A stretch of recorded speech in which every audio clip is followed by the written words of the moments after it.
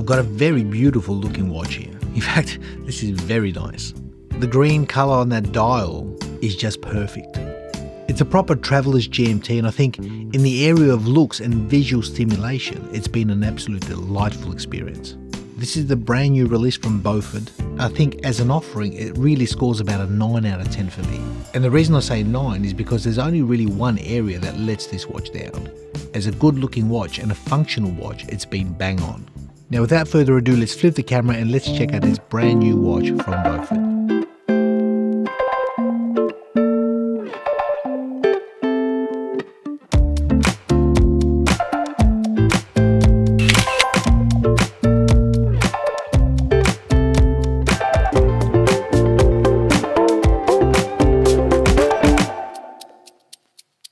Now the first thing that draws your attention to this watch is that case shape. If you have a real close look, it looks very similar to a Breitling Super Ocean Heritage. The profile, the way it actually sits on the wrist. However, coming in at 39mm, the experience on the wrist has been a delight. I did mention that there's really only one area that this watch is let down. For me, it's not a deal breaker because what I've got in the hands is very pretty. There's a lot of class and elegance coming off this watch, and yet at the same time it's very functional. Now you saw the pop-up, Beaufort has sponsored this video, so I will of course leave a link in the description section. If this watch interests you, feel free to check them out. And diving straight into the specs of the watch, I measure a case diameter of 39mm and a case height of 12.8. In fact, the case is 10.9 and the crystal takes about 2mm. The lug-to-lug is 47mm and a lug width of 20. The crown is a 6.3mm signed push-pull crown. The watch offers 100 meters of water resistance and the total weight comes in at exactly 94 grams. Now you notice I'm wearing this watch on this green Artem strap, and for me it looks the business. I think the colorway, the way it sits on the wrist, it's just perfect. And the reason I've worn it on this strap is because the watch itself is supplied on a TPU rubber strap, and for me it's just meh at best. It's neither here nor there.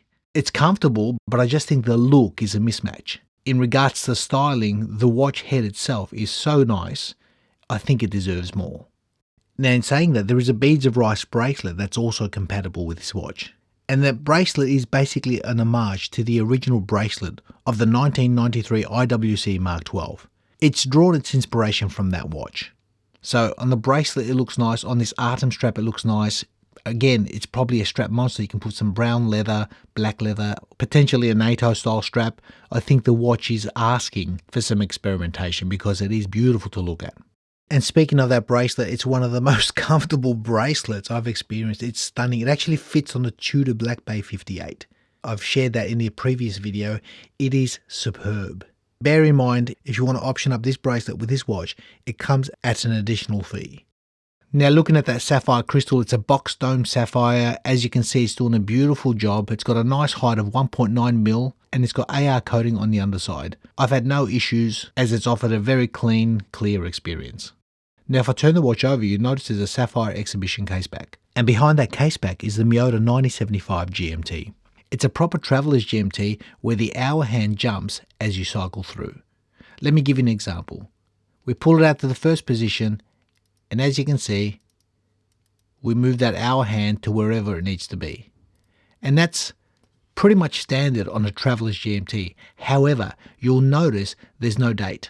And I've got to be honest, I actually really like that because my Grand Seiko has the same configuration as this watch. Every time I don't wear the watch for several weeks and I've got to put it back on, I need to cycle that hour hand round and round, sometimes 10 to 15 times, if not more, to get the correct date.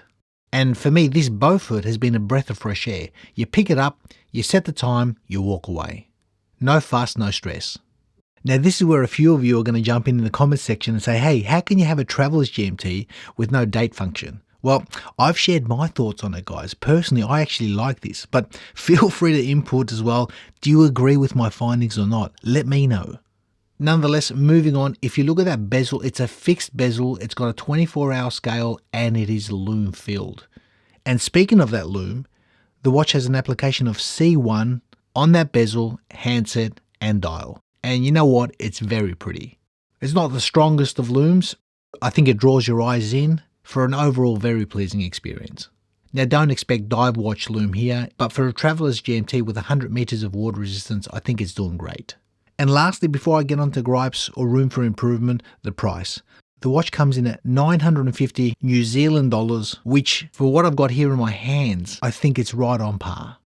And on that note, what are my gripes or room for improvement? And firstly, I mentioned that this case looks like a Breitling Super Ocean Heritage. So it's pretty much going to wear similar in its side profile as a Breitling. In other words, it can look a little bit tall on the wrist, albeit it is only 12.8 mm in height. And if you compare that to a Breitling, they usually come in at about 14.5. So it's not an overly tall watch, but it might look tall because of the case shape. So just mentioning it as an observation. Next gripe or room for improvement for me, and this is the main gripe that I mentioned at the beginning, that there's only one area in this watch that I didn't like, and that is that TPU rubber strap. I'm not a fan. It sort of feels like an afterthought to the watch itself, because the watch head itself is lovely. I think it deserves so much better. And that's why I've matched it up on this green Artem strap, or even placing it on a beads of rice bracelet would have been ideal here. But for an additional fee, of course, that bracelet is attainable, but you've obviously got to pay a little bit more. And lastly, on a personal note, I really would have loved to see a slightly broader handset for me. Not that I have had any issues with reading the time or anything, but I just feel it would have been a little bit more substantial, that's all. And honestly, that really is a subjective gripe. But overall, I think this watch is a real good looker, very pretty, superb green tonality and detail in that dial. I think it gives off a very classy and elegant look, which is why I mentioned strap choice is key here. They say that the clothes or the suit maketh the man. Well, in this case, the strap maketh the watch. You've got a very pretty watch, and it's only let down by that rubber strap. My suggestion with a watch like this, just muck around with different strap choices and really enjoy it.